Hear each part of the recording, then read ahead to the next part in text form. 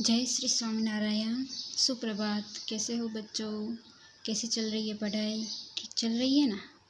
I hope ठीक ही चल रही होगी। थर्ड चैप्टर तक हमने किया था, आज लेंगे फोर्थ चैप्टर।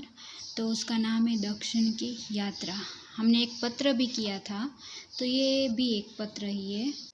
हम कभी भी यात्रा करते हैं तो उसके बारे में हमारे मित्र को बताते हैं, मतलब बोल के बताते हैं। यहाँ पे अगर दूर मित्र है तो पत्र में लिख के भी बता सकते हैं। तो यहाँ पे भी यही है, दक्षिण की यात्रा एक मित्र कर रहा है और दूसरे मित्र को वो बोल रहा है कि मेरी यात्रा कैसी रही और क्या क्या देखा वहाँ, ये सब मतलब लिख के उसको बता रहा है। अब ये पाठ की शुरुआत करेंगे तो उसका परिचय देते हुए यहाँ पे लिखा है, हम जब कभी यात्रा पर जाते हैं तब उस यात्रा का वर्णन अपने मित्रों और घर के अन्य सदस्यों से करते हैं। इस पाठ में भी एक बच्चा अपनी कन्याकुमारी की यात्रा के बारे में अपने मित्र को लिखकर बता रहा है। मैंने जैसे पहले भी बताया वैसे ही है, यहाँ पे एक मित्र दूसरे मित्र को पत्र लिख रहा है। वो अपनी कन्याकुमारी की जो यात्रा करके आया था उसके बारे में ही लिख रहा है। पत्र की शुरुआत में ही पहले उसका नाम लिखते हैं, तो यहाँ पे है प्रिय कमल। उसके बाद पैराग्राफ करके स्टार्ट करना होता है। बहुत दिनों से तुम्हारे साथ फ़ोन पर बातचीत नहीं हो सकी। इस बीच अगर तुमने कोई पत्र लिखा होगा तो वह भी मुझे हस्तगत नहीं हो सकता था। दरअसल मैं अपने शिक्षक और सहपाठियों के साथ दक्षिण भारत के लगभग अंतिम छोर की यात्रा पर आया हूँ। आज कुछ विश्राम मिलने पर तुम्हें यह पत्र लिखने बैठा हूँ। ये पत्र है, वो जो लिख रहा है वो अपने मित्र कमल को लिख रहा है और वो कह रहा है कि बहुत दिनों से फ़ोन पे उसके साथ उसकी बातचीत नहीं हुई है और अगर उसने पत्र कुछ भी लिखा भी होगा तो वो भी उसे हस्तगत नहीं हुआ होगा। मतलब हस्तगत मतलब प्राप्त नहीं हुआ होगा। दरअसल क्या है, शिक्षक और सहपाठी मतलब स्कूल की तरफ से ये पिकनिक थी, तो उसमें वो दक्षिण भारत के अंतिम छोर मतलब दक्षिण भारत के लास्ट तक की जो यात्रा है उस पे मैं आया हूँ और बहुत दिनों से वो ये यात्रा चल रही है। आज थोड़ा विश्राम मिला है, मतलब टाइम मिला है, आराम करने का टाइम मिला है, तो उसमें मैं तुम्हें ये पत्र लिख रहा हूँ। उसके बाद दूसरा पैराग्राफ स्टार्ट होता है। आज से एक सप्ताह पहले हम कन्याकुमारी पहुँचे थे। अब वो वर्णन करता है कि कहाँ से यात्रा शुरू हुई और अब तक क्या देखा है, आगे क्या देखने वाले वो सब। तो आज से एक सप्ताह पहले हम कन्याकुमारी पहुँचे थे। मुंबई से कन्याकुमारी की यात्रा हमने रेलगाड़ी से की। मतलब मुंबई से कन्याकुमारी कहाँ किस पे गए? रेलगाड़ी पे। यात्रा के दौरान नारियल और ताड़ के पेड़ों की कतारें देखकर मन प्रफुल्लित हो गया। मतलब रेल से जब जा रहे थे तो रास्ते में क्या क्या देखा? तो नारियल का पेड़, ताड़ के पेड़, वो सब देखा और सब हरा भरा था तो मन प्रफुल्लित हो गया, मतलब आनंदित हो गया। हरे भरे खेतों के बीच में दिखते छोटे बड़े मकान बहुत सुंदर लग रहे थे। जब जा रहे थे तो हरे भरे खेत थे और उसके बीच में छोटे छोटे और कभी बड़े बड़े मकान थे, तो वो देख के सब सुंदर लग रहा था, मज़ा आ रहा था। उसके बाद दूसरा पैराग्राफ स्टार्ट होता है। कन्याकुमारी भारत का दक्षिणी छोर है। यहाँ 3 समुद्रों का मिलन होता है। इसके दक्षिण में हिंद महासागर है, पूर्व में बंगाल की खाड़ी और पश्चिम में अरब सागर है।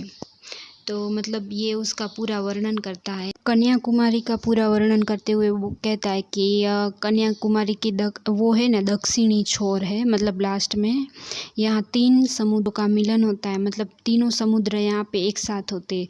तो उसके दक्षिण की ओर हिंद महासागर है नीचे की तरफ, पूर्व में बंगाल की खाड़ी है और पश्चिम में अरब सागर है। मतलब 3 समुद्र एक साथ यहाँ पे देखने को मिलते हैं। अब इसके बाद वाला है वो हम नेक्स्ट वीडियो में समझेंगे। यहाँ तक ही अभी छोड़ते हैं। आज का वर्क दे देती हूँ। तो आज का वर्क CW में आपको शब्दार्थ लिखने हैं और इसमें ये शब्दार्थ राइटिंग अच्छी करके ऊपर की लाइन को टच करके लिखना और ऊपर मार्जिन में हेडिंग डालना।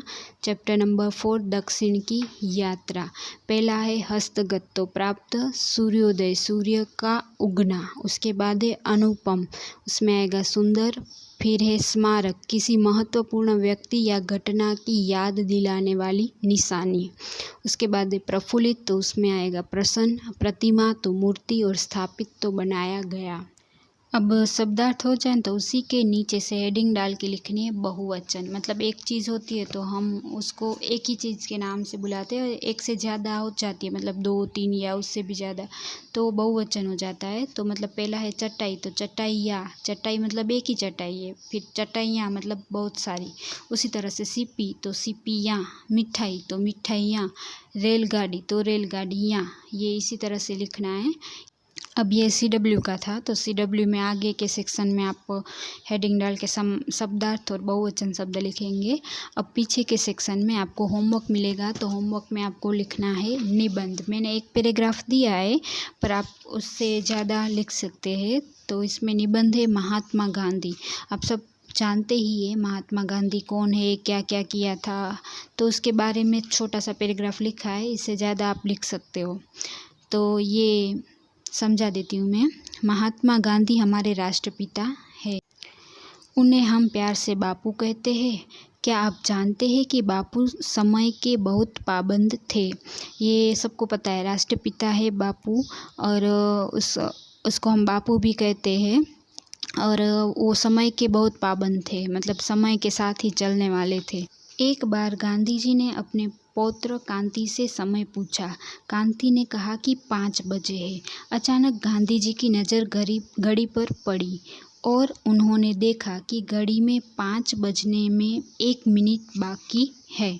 उन्होंने लिखना छोड़कर कांति को देखा और कहा कि ध्यान से देखकर बताओ कि कितने बजे हैं। कांति ने ध्यानपूर्वक देखकर कहा 5 बजने में 1 मिनट शेष है। गांधी जी ने कहा कि घड़ी रखने का क्या लाभ है यदि सही समय न बताया जाए। यहाँ पे गांधी जी के जीवन का एक किस्सा है, तो उसमें समय के बारे में कि एक एक मिनट हमारा कितना कीमती है और घड़ी रखने का क्या फ़ायदा है अगर समय सही से हम ना बता पाए। मतलब 5 मिनट में 1 मिनट अभी बाकी था, मतलब ये कहना चाहते कि समय मतलब हम कितना वेस्ट करते, 1 ही मिनट है ना, ऐसा करके थोड़ी देर आराम कर लेते फिर छोड़ देते।